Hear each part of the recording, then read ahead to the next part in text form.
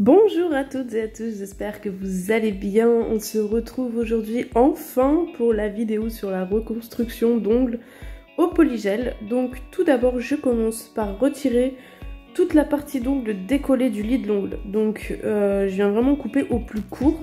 Je vous rassure, ça ne fait absolument pas mal à ma cliente. En soi, le corps humain est bien fait. On va dire que la peau en dessous c'est complètement épaissi. On va dire que le lit de l'ongle n'est pas à vif comme quelqu'un qui aurait un ongle complètement adhérent au lit. Donc là vraiment c'est vraiment une peau très épaissie et ça ne fait absolument pas mal à ma cliente. Donc je viens d'abord retirer tout ça avec une pince à ongles, tout simplement, un coupe-ongle. Donc ça c'est un coupe-ongle que j'avais eu pendant mes études de pédicure podologue, hein, donc me demandez pas où j'ai acheté ça. C'était vraiment dans une boutique réservée aux professionnels du métier de pédicure podologue. Ensuite avec une gouge mousse, donc ça s'appelle comme ça, je viens retirer toutes les peaux qui pourrait y avoir au niveau du lit de l'ongle, donc tout ce qui est un petit peu épaissi. Je retire un petit peu dans les sillons aussi, mais ça je vais le faire aussi après à la fraise, comme une manucure en fait on va dire, mais au niveau des pieds. Je viens mettre le Nail Prep and Scrub pour dépoussiérer un petit peu et retirer un petit peu, voir où j'en suis, dépoussiérer, retirer un petit peu les peaux qui peuvent rester, et voir où j'en suis un petit peu dans mon travail pour mettre au propre, on va dire.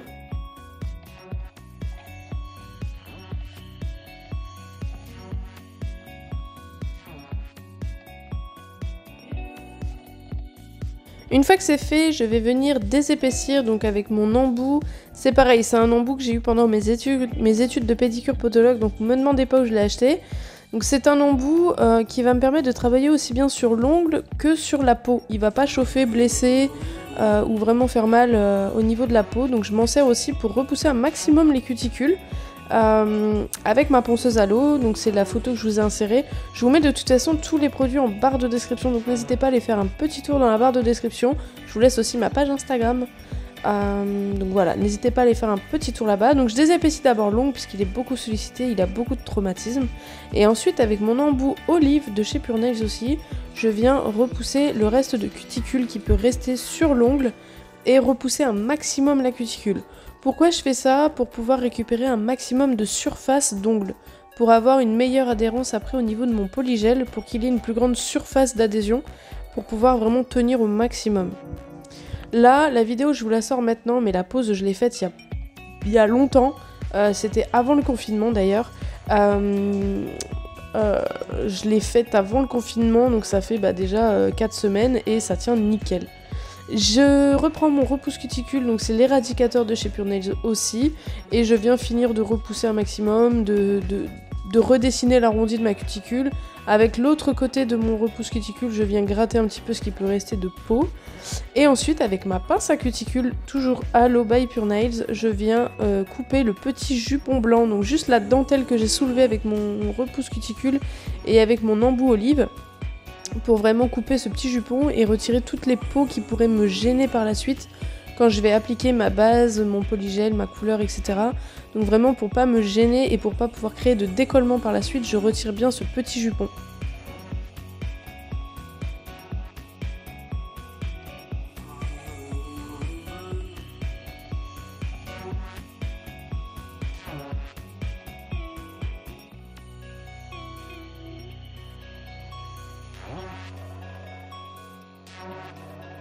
Je n'hésite pas à regratter un petit peu avec l'autre côté de mon repousse cuticule pour retirer vraiment toute la peau qui pourrait me gêner. Je prends vraiment le temps de préparer ma cuticule au maximum et mon ongle au maximum pour vraiment ne pas avoir de problème de décollement par la suite. Ensuite je remets un petit coup de Nail Prep and Scrub, ça c'est vraiment le produit passe-partout, le produit que j'utilise constamment pendant mes pauses et pendant mes prestations. Et avec un coton non pelucheux je viens bien nettoyer pour retirer toute trace de poussière, de peau qui pourrait rester.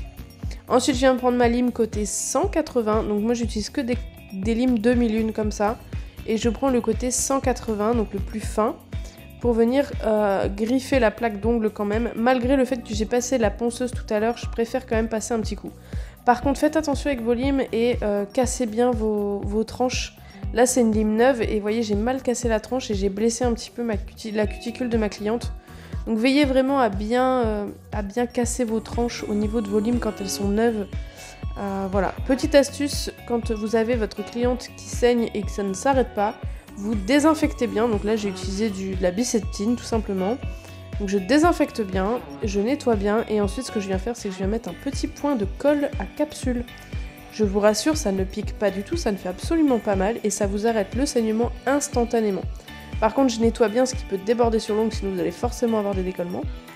Donc je place vraiment une petite pointe de colle au niveau de la plaie, tout simplement, mais je désinfecte bien préalablement par contre. Et après, à la fin, je vais retirer cette colle et je vais bien désinfecter aussi. Une fois que c'est fait, je viens poser ma rubber base en très fine couche sur la totalité de l'ongle. Je ne le place pas sur la peau, je place vraiment que sur l'ongle. Et je fais des petits va-et-vient pour bien faire rentrer la base dans les écailles de l'ongle qu'on a soulevées juste avant en limant la plaque. Donc je viens faire ça en très fine couche et je viens catalyser ça 30 secondes. Alors j'ai pas précisé par contre, mais j'ai repassé un petit coup de nail prep and scrub juste après avoir mis de la colle à capsule. Donc là on va pouvoir passer à la construction directement de polygel. Donc pour ça vous avez besoin de polygel, d'un liquide contrôle et d'un pinceau double embout avec un côté spatule et un côté pinceau. Donc je viens prélever une petite boule de polygel avec ma spatule que je pose au niveau de la jonction entre l'ongle et la peau. Et avec mon pinceau trempé dans le liquide contrôle, je vais venir travailler le polygel directement à même la peau et à même l'ongle. En fait, je vais vraiment pas faire de différence. En fait, si vous voulez, c'est un peu comme si la peau me servait de chablon. En gros, c'est un petit peu ça. Et il faut vous imaginer comment pouvait être l'ongle quand il était sain. Donc en fait, vous allez vraiment recréer un ongle directement sur la peau, comme si c'était un chablon, tout simplement, et que votre bord libre était là, au niveau de la fin de l'ongle naturel. Et vous allez créer un rallongement à même la peau.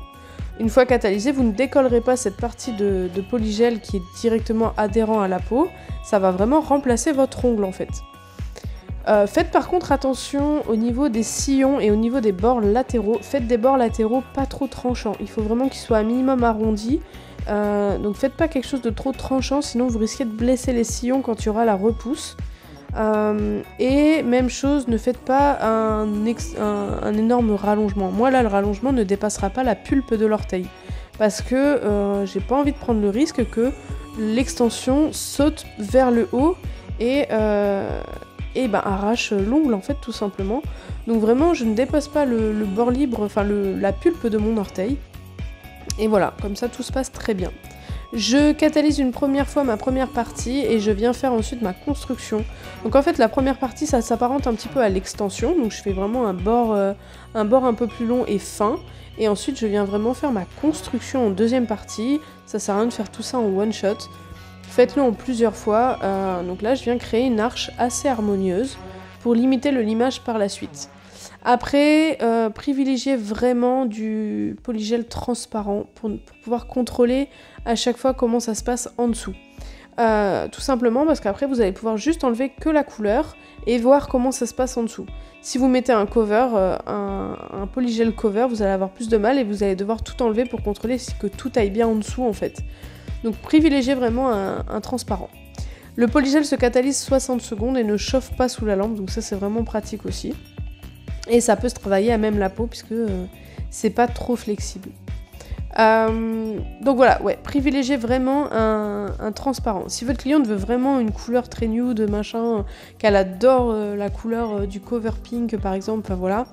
Bah dans ces cas-là, privilégiez quand même une construction en transparent et appliquez dans ces cas-là un VSP très naturel. Ou à la rigueur une base teintée, enfin voilà. Mais privilégiez vraiment votre construction en transparent pour vraiment pouvoir contrôler comment ça se passe en dessous.